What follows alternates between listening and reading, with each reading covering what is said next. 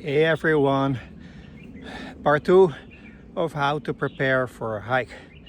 By the way, behind me, this wall is what you may recognize from one of the pictures that I made earlier on this trip. So when we had a beautiful view of a mountain cliff, then this wall there is what you saw in that picture on the far left.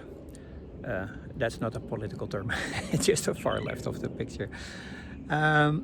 So I want to change my camera direction, and I don't know if that works. I don't see how to change the direction, so let me just turn it around. As I mentioned, so this is a little bit gambling of showing you the right direction. What I took with me, a backpack, and in my backpack a shawl for if it's cold. Cold wind around my neck always makes me feel cold. A pair of gloves, because if I descend a steep mountain and it's slippery, you can see all that gravel, those small stones here. The mountain is filled with that. It can be very slippery, so sometimes you want to stop yourself, and a pair of gloves comes in very handy. These are very simple workers' gloves with a rubber front and a fabric back, so they don't feel very sweaty and they still give a good grip. There's the shirt what I was wearing when I started out, but today it's way too hot, so I already took it off. My 2 bottles of drink, which are my coffee and my sports drink. I also have the bottle of water, which I forgot to take out. And by the way, this is spring water, so it's not filtered. Non-Food Spring, my go-to brand. There's my selfie stick, which I used today. I carry this with me for years, and it's the first time when I used it on the first video. A very small lightweight umbrella. I got 3 plastic bags with me. They weigh nothing and they can come in very handy sometimes. This is my headlight. So as I mentioned in the first video, once I got lost in the night, power bank empty, phone battery still enough, but not if I would shine a light all the time. So since then I took a light with me, and then later the next trip it again got dark, and it came in very handy to have this night light.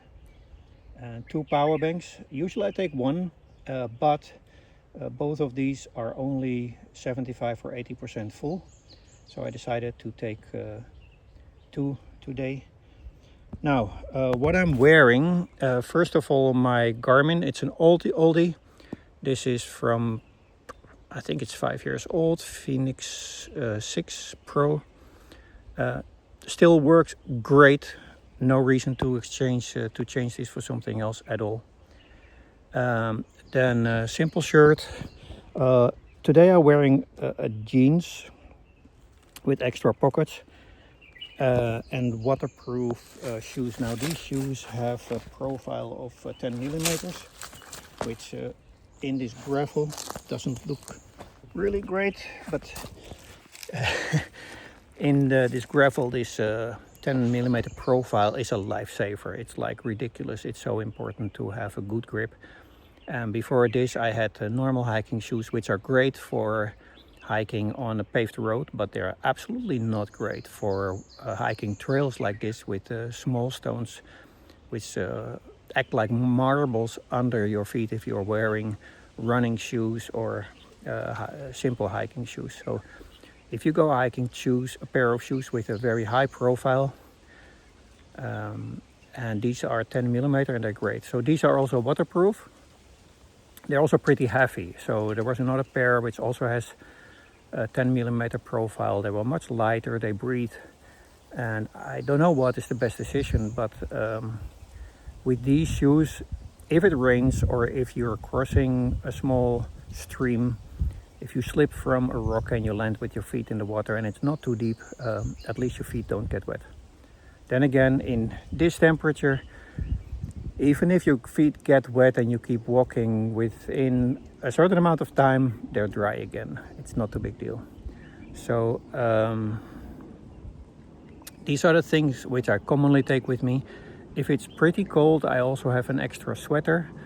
And of course, you need to choose your layers wisely, depending on the kind of weather you may expect on that day.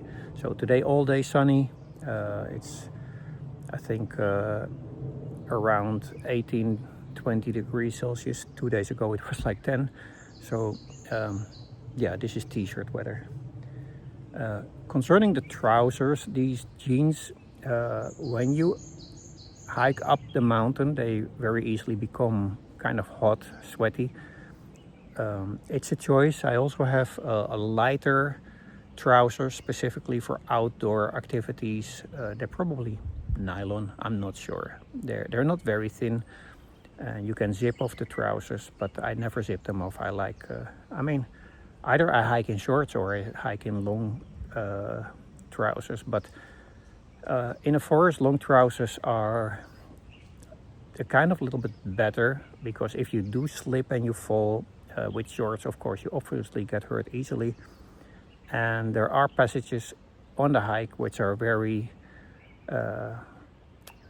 covered with bushes, and if you don't have long trousers covering your legs, then you very likely end up with some scratches when you come home. Nothing to be upset about. I mean, I've hiked more in shorts than in long trousers, but I still think in generally the best advice would be to wear long trousers. And then if you don't like these very hot jeans, then just find yourself something that breathes a little bit better, thin. And the advantage can also be that, like, if it rains or gets wet, the nylon ones, they don't absorb the water or your sweat, so they dry very quickly, which means you probably feel better. Anyway, that's it for this video. I'm now almost 2 hours in. The first video is still uploading. You can imagine that here on the mountain there is not always a really great high-speed internet connection, but there is internet. In the background you can hear the high-speed train. They go exactly from one mountain to another mountain with a small open space. And yeah, that's it for now. We'll get back to you probably in an hour or so. And if you like to learn more about hiking safely, so that you can enjoy your hike, that you can work on your health, then look for my part 3 a little bit later, which is where I will tell why why I choose to hike, what it does for me, and what I think it can bring for people in general. Okay, that's it for now. Bye bye.